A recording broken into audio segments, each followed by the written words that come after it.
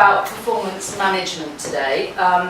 Now, from an HR point of view, performance management is about two things. It's about day-to-day management, and it's then about the formal process of management, so appraisals and setting standards and setting objectives. Now, my experience of appraisals is very, very mixed because some companies really love appraisals and they do them really well. Other companies absolutely hate them and they fall into kind of disrepute almost. I'm sure you've found that in it. Fiona's had some HR background as well and is doing HR as well at the moment. So you've probably had similar experiences to me in that some businesses they work very well and others they don't.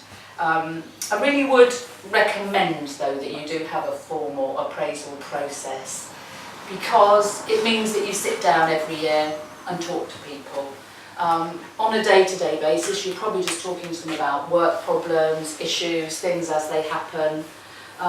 Whereas sitting down and having an appraisal gives you an opportunity to talk about other things.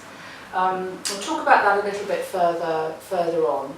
And it really is important that there's a proper culture of understanding and acceptance of appraisals. It certainly doesn't replace the informal or the day-to-day management that you carry out with people to give them praise and recognition for having done a good job. That always goes down well. Obviously you don't want to overdo it because then they'll ask you for a pay rise. So you need to keep it reasonable and within the standards and setting the standards that you want.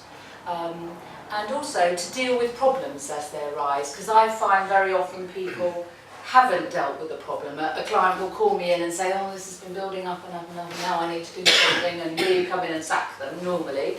And then I find that actually they haven't discussed it with the member of staff. So we find really that very often managers haven't wanted to raise issues of performance with people.